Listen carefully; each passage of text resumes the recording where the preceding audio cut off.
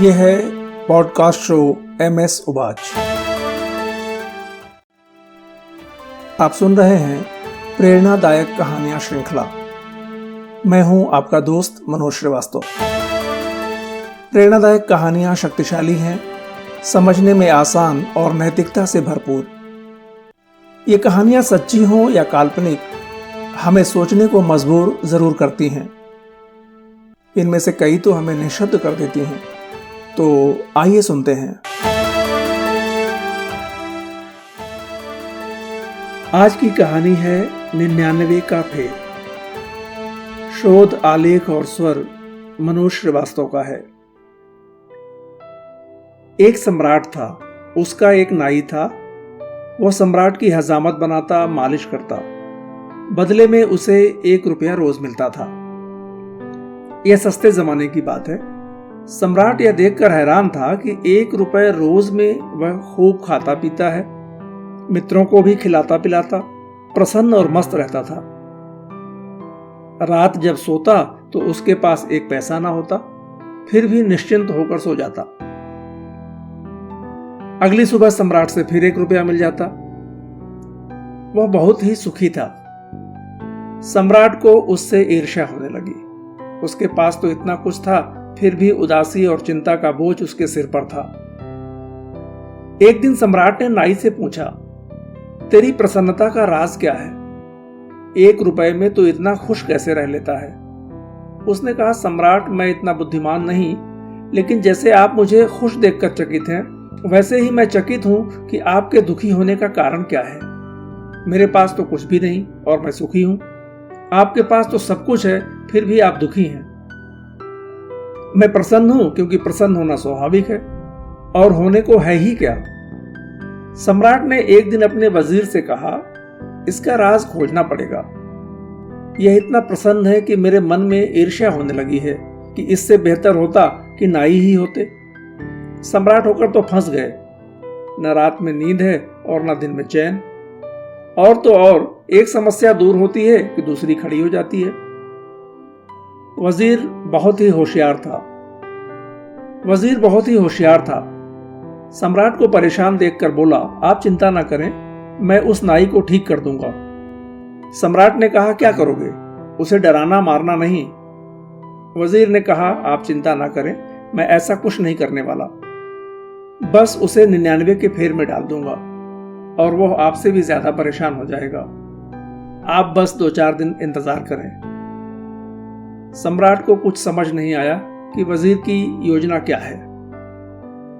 उसी रात वजीर ने एक थैली में 99 रुपए डालकर नाई के घर में फेंक दिया। सुबह जब नाई ने रुपयों से भरी थैली देखी तो बड़ा खुश हुआ। पत्नी को बताया और दोनों ने मिलकर गिने तो कुल 99 निकले। दोबारा गिना तो फिर 99।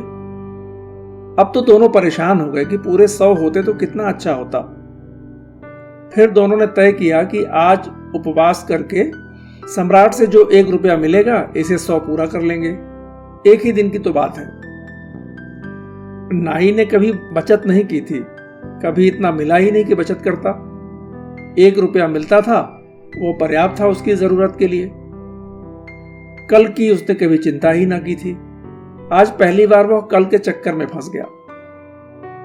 जल्दी जल्दी सम्राट के पास गया, अपना काम किया और 1 रुपया लेकर सीधा घर पहुंचा। थैली में डालकर 100 पूरा किया और चैन की सांस ली। उस दिन उसने उपवास कर लिया। अब अगले दिन सम्राट की सेवा में गया तो पहले वाली बात ना रही। पहले वाली मस्ती, उत्साह और ताकत नदारद थी। वह उदास और चिंतित लग रहा था। सम्राट को कुछ समझ नहीं आया तो उसने पूछा, आज बड़े चिंतित मालूम पड़ते हो, क्या बात है? उसने कहा, नहीं सम्राट, ऐसी कोई बात नहीं है, सब ठीक है। सम्राट को लगा जब पहले यह कहता था सब ठीक है तो कुछ और ही बात होती थी। आज इसकी बात में औपचारिकता सी लग रही है, मतलब सब ठीक नहीं है। उसने कहा, नहीं, तुम आज उदास दिख रहे हो। आज रौनक नहीं है तुम्हारी आंखों में। लग रहा है तुम रात ठीक से सोए भी नहीं। नाई ने कहा, अब आपसे झूठ क्या बोलना। हाँ, आज रात मैं नहीं सो पाया, लेकिन आप चिंता ना करें, एक ही दिन की बात है, फिर सब ठीक हो जाएगा। लेकिन नाई की चिंता रोज बढ़ती गई। 100 पूरे हो गए तो उसे लगा कि धीरे धीरे इकट्ठा कर लें तो एक दिन 200 भी हो जाएंगे। दिन बीतते गए। नाई पूरी तरह से उदास और ढीला ढाला हो गया। उसकी खुशी काफूर हो गई। एक दिन सम्राट ने कहा, चल आज तू सच सच बता, आखिर बात क्या है? कहीं मेरे वजीर ने तेरे साथ कुछ किया तो नहीं? वजीर का नाम सुनते ही नाई के कान खड़े हो गए। वो बोला, क्या मतलब, आपका वजीर? अच्छा, अब समझ आया। मेरे घर में एक थैली पड़ी मिली थी, उसमें 99 रुपए थे। उसी दिन से मेरी मुश्किलें बढ़ गईं। मैं 99 के फेर में पड़ गया। सम्राट को अचानक वजीर की बात याद आ गई और वह मुस्कुराने लगा।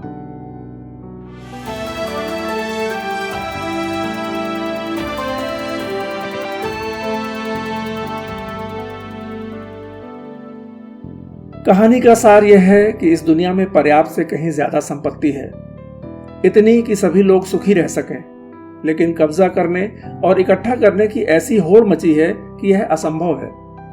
दुनिया आज इतनी संपन्न हो सकती है कि किसी को भी अभाव न रहे, लेकिन कुछ लोग इतने पागल और दीवाने हैं कि लगे हैं धन इकट्ठा करने में। धन के प्रति ऐसी आसक्ति विक्षिप्तता की निशानी है। आज सारा उपद्रव, हत्या, चोरी, लूटमार, युद्ध इत्यादि के पीछे यही आसक्ति ही कारण है।